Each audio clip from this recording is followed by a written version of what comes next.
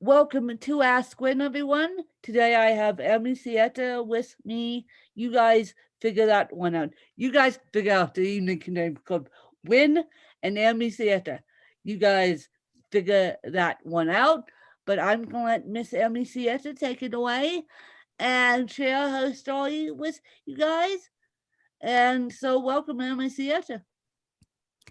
Thank you so much, Wynn. Thank you so much for having me here on the podcast today. I really appreciate it. And so my story starts back a number of years ago when I was in my third year of law school, and I was actually driving back to law school on a cold December day. I went to school in upstate New York, and as I was on the highway, I began to see, instead of seeing two lanes, I started to see four lanes that were crossing Oh, one another. And I oh, didn't know what was going on.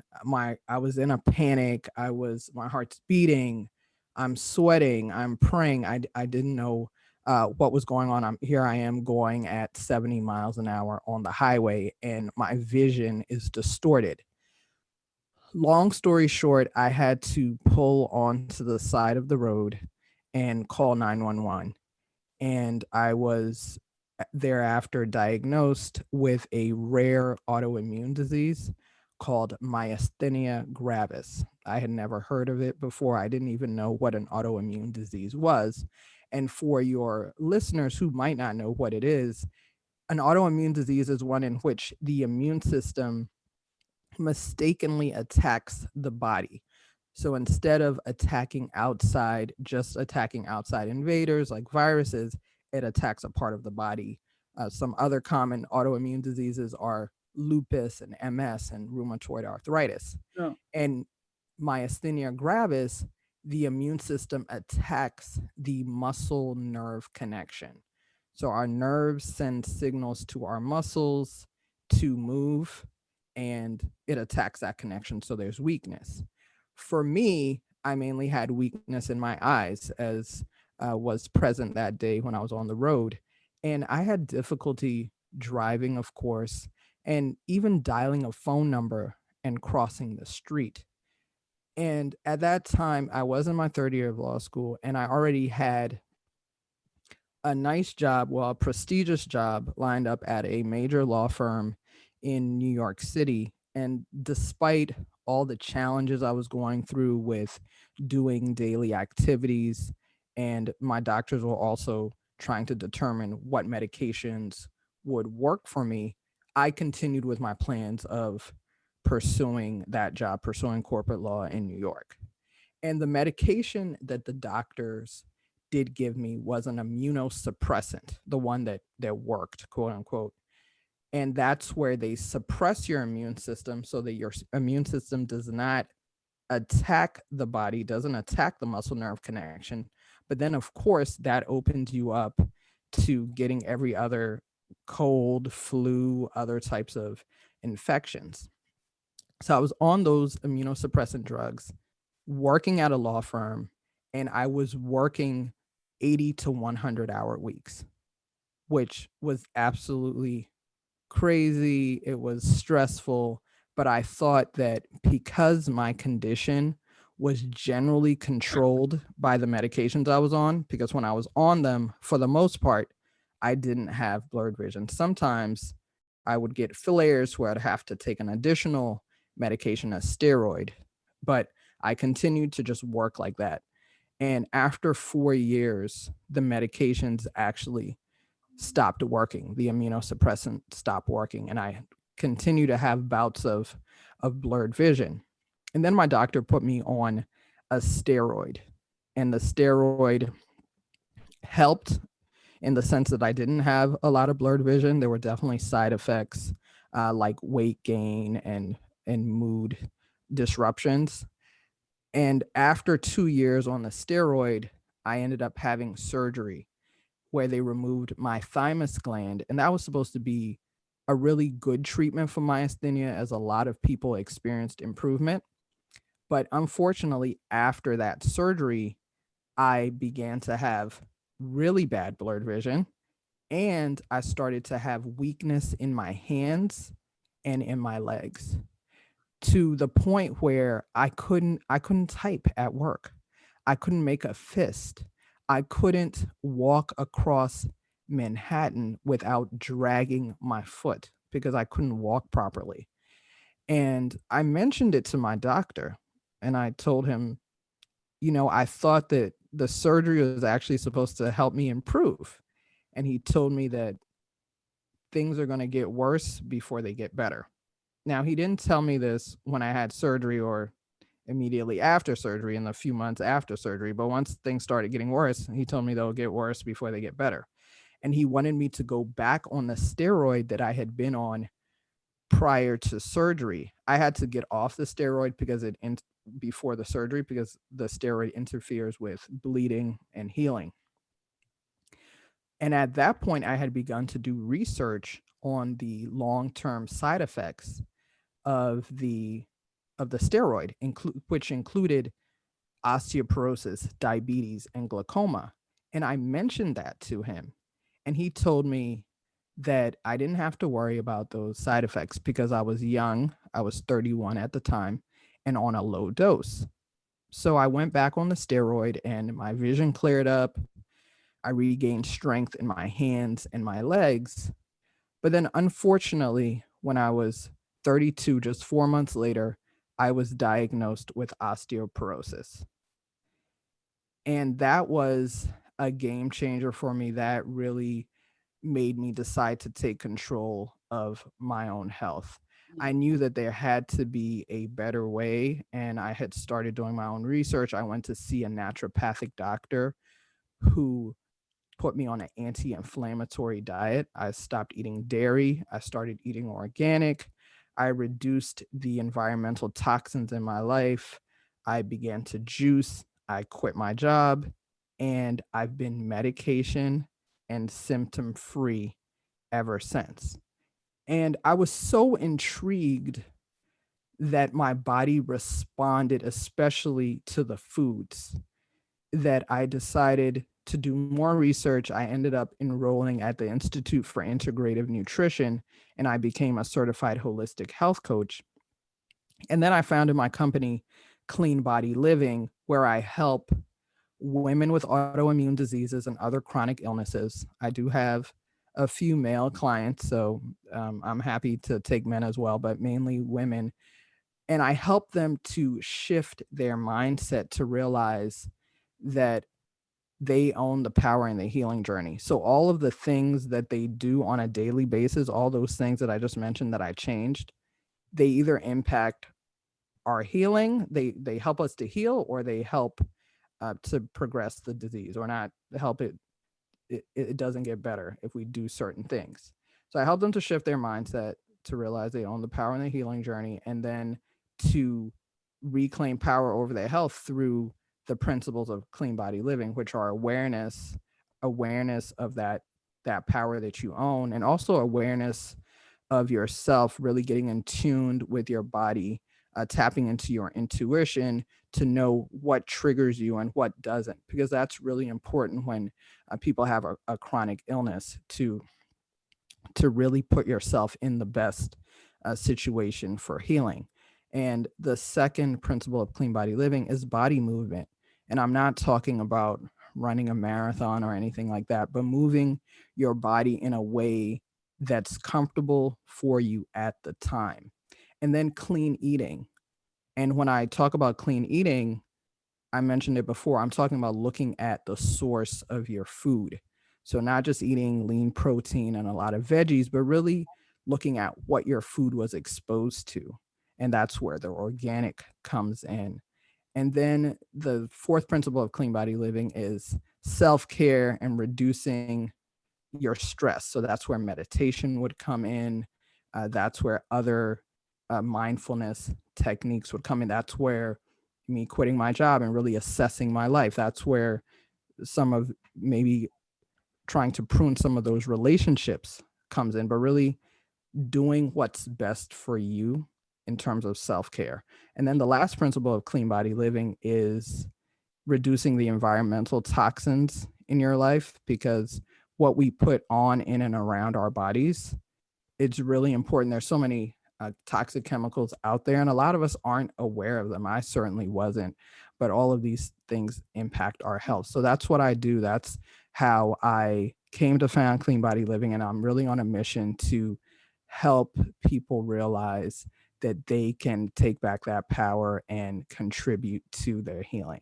Can I ask one question? Yeah, Sure. and play. I'm going to play devil's advocate here for a couple seconds when we do this. um, because of what's going on, because of the time we're sitting in, aka the world pandemic, Hmm. aka the world pandemic that won't go away, aka that world pandemic that forces us to social distance and do all that good stuff. They say to bleach everything down. I have never been so much in a bleach environment as from March 9th until now. Bleach, bleach, bleach, bleach, bleach. But bleach is very powerful. And so what I'm wondering, is there something, and I need to look into this too, but is there something that is as powerful as bleach but less chemical breathing in wise? Because I have cerebral palsy and I have weakened lungs, and people know Right. that. And I'm thinking when you mentioned clean body living, I um I have knowing that vinegar and water is powerful, essential oils are powerful. Um and is there a component that is less harmful than bleach, and or is it a component that kills the bacteria of coronavirus and that kills everything but is less powerful? Is there such Yes. Sorry, I don't. You can go ahead. I said, is there such a thing? Yes. So I actually don't have any bleach in my house at all. As you noted, it is powerful. It does have those chemicals. And what I use certain wipes that do have essential oils in them. The EPA actually puts out a list of all the wipes that can and cleaning products that can kill COVID. So if you check out their website, you can find some. I use seventh generation wipes, and those have been found to kill COVID as well. So that's what I use. And but some of the experts have been saying that abrasion itself will kill the virus. So even if you use a wipe that doesn't have essential oils in it or bleach, that can destroy the virus. But I feel more comfortable using a wipe that I know has been proven to kill COVID. So that's why I use those wipes that I use. And like I said, you can look at the EPA site and see all of the wipes, and some of them are less harmful than bleach. Okay, cool. I was just curious. Yeah. I was just curious. Less harmful than bleach because bleach is very, very harmful, and I don't like it. I don't like it. I don't like it. I don't like bleach, but I haven't quite figured out what to do next, and this world pandemic is not going away. So I Unfortunately. unfortunately not. So this is a new normal. And we can't hug, we can't touch eyes, we can't do anything without what boys in bubbles here. We're boys and women and women in bubbles. And I don't know if you guys have seen the movie Boy in Bubble, but that's Mhm. how I feel right now. That's how I feel right now. The Right. 60s, the 60s movie Boy in the Bubble. And the boy had autoimmune disease. And so his parents stuck him in a bubble, literally. And Hmm. yeah, Boy in Bubble. That's how I feel. Lynn CP in Bubble. That's Bubble. how I feel right now. And so I want to ask you what your favorite book is, Amy. Sure. So a book I'm reading right now that I'm really enjoying is The 5 a.m. Club by Robin Sharma. And this is my first introduction to him. I wasn't familiar with him before I became aware of this book, but he basically talks about how waking at 5 a.m. and working on certain aspects of personal development really can get you to the next level in terms of personal mastery. So he talks about your your mindset, your heart set, your soul set, and um unfortunately there's like another set that I can't um I'm not remembering now, but we're just working on different aspects of your life through exercise. Oh, and your health set, which is your physical aspect. So exercising in the morning, doing some gratitude work, and then really growing, because if you're going to get to the next level in whatever field you're in, you need to gain knowledge on a daily basis. And I just really like that aspect. I'm working on a book myself. I'm trying to attain personal mastery myself. And I like the way he's written the book. Apparently, this is how he writes all of his books. He's delivering all of these principles, but through a really entertaining story. So I would say, yeah, that's a book I'm really really enjoying. And so it's the 5 a.m. club. And yes, you people know I'm a member of the 5 a.m. club. Because I work on the East Coast, even though I'm located in Aspen, Colorado, I still work on the East Coast. Um, Okay. so I'm a member of the 5 a.m. club. But now I have to read that book, The 5 a.m. Club, after I finish reading textbooks. My goodness, textbook is it taking up quite a little bit of my time right now because I'm going back to journalism school and finishing up in the grade. So Got it. as we wrap this interview up, do you have any questions for me? Absolutely. I did read your book, I Win, and it was absolutely amazing, really inspirational, really distilling a lot of the stories that your parents, so the principles that your parents instilled in you. And I really liked what you said about you can get through any challenge with unconditional love.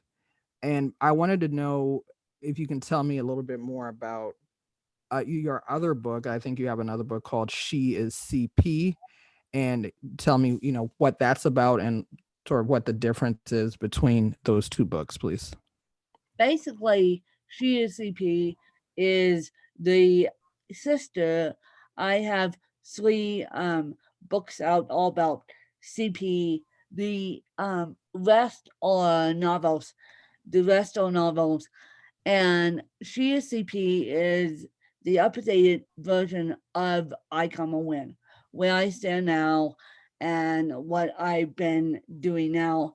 And then the Mosaic of CP is the updated version of I Come a Win, where I'm doing it now. And then I'm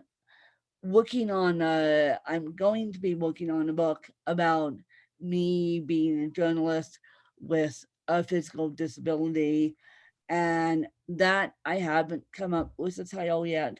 And so that will be the version of I Come a Win where I stand now, as in 2020.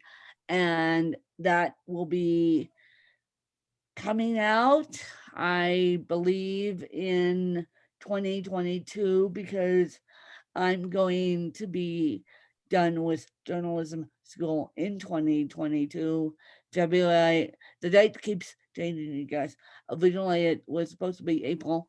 Now it's, and then it turned into January, and then now it's February, and it's looking like February.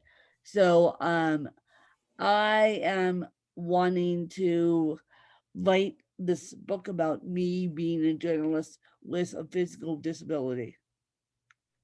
Awesome. Awesome. I can't wait to read that one as well. I know, I know. And so, do you have any other questions for me? Yes. Can you tell me how you gain inspiration for your art? Well, my aunt, um, I am going to do that one as a hobby, um, to take the stress out of journalism. Um, I'm going to do that one more as a hobby than actual business. I started that one as a business, gave it up for writing, and then haven't gone back to it since. But I gain inspiration from for my art by the beautiful magical powers of any ocean that I look at, any tropical flower that I look at, any blue calming waters that I look at. And no, I may not live near the ocean. I wish I did. I wish I did, but I don't live near the ocean. I wish, but I gain I gain in the beauty of Mother Nature on the East Coast, particularly the Caribbean Sea, particularly Florida, particularly all that good stuff. You you don't find beautiful inspirations in the mountains when they're covered with snow, mind you. Mind you, no, no, no, no, no, you don't find. So I use a lot of um, pictures of flora and fauna of the Caribbean and pictures of flora and fauna of the tropical nature. How I did it is I searched online, I took free images and turned it into digital artwork. I was a self taught digital artist for many, many years. And from 2010 to about, from 2006 to about 2010, and then I gave it up for writing, and then I am planning to go back to it as a hobby after um, my journalism school. Awesome. Awesome. Yeah, I can absolutely understand like how stress relieving that is, and that's important, and it falls into my bucket of self-care. Yeah, well, it's self care. Also, if you can, and if you have autoimmune disease or chronic illness like cerebral palsy and weakened lungs, if you have the luxury of quitting your job, do so and do so, and then you'll feel better about it. I lost my job due to COVID, due to the world pandemic. I didn't get COVID by any means, but when people were downsizing, I lost my job. And that was via my choosing. I was kind of backed into the corner. I lost my job, but that's the best. Journalism has been the most fulfilling job I have ever had in my life, and I was in education for 13 years, and I won't go back to education. If I need to get a W-2 job, it will be in communications slash journalism. That's awesome, and it's great that you're continuing to pursue your education in that field as well. Yeah, my original degree was in education. I don't know whether I hated it or it hated me, but education and I don't get along. Lifelong learner stuff we do, but education as a teacher in the classroom. No, no, it's no. It squishes the creative aspects out of kids. It squishes um, the creative aspects out of teachers. They're now pulling 14-hour days, I've been told. And this is because I have people on the inside who are still in education. And now it's like fighting against COVID and trying to do the best we can. And no, education and I don't mix. Yeah, absolutely. No, I was actually saying that you're furthering your education in journalism, which Yeah, is awesome. but But yeah, that part we do mix. Like yeah, yeah, yeah. learning, we do mix, and journalism we do mix, but education Education. and No, teaching, no, thank you, got it. no, thank you. And people have asked me that publicly. I actually interviewed a New York educator on this podcast, and she's in a wheelchair, and she asked me publicly. She said, "Would you be rather be paid for education or be paid for journalism?" I said, "Journalism, journalism, journalism. There's no way you can pay me to go back in the classroom. No way." Got it. I hear you. No way, no how. Because no, with my condition, no, no, no, no, no. And I felt, speaking of getting sick and whole body treatment, for the first year I taught preschool, I felt so ill, ill, because the snotty nosed kids were picking up every single thing and giving me their germs.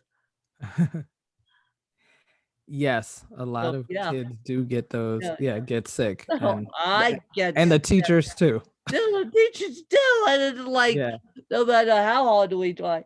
So, Amy, where can people find you, and where can people get a hold of you if they choose to do so? Sure, on cleanbodyliving.com. I actually even have a free gift there, 5 ways to make over your kitchen and reset your health. And I'm also on Instagram and Facebook at Clean Body Living. And I look forward to staying connected with people. I I did too, and also, could you send me your website, because I am in the middle of selling my house slash moving, and I want to see, you say, make a bigger kitchen. I want to see how I can make my own kitchen more just a little bit more healthier as I get older with cerebral palsy, because I realize that cerebral palsy won't go away. Right.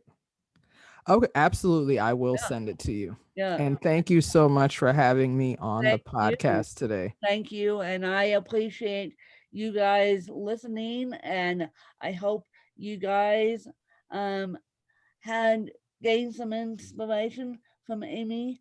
And I hope that you guys enjoyed another fabulous episode of Ask Win. Thanks, you guys.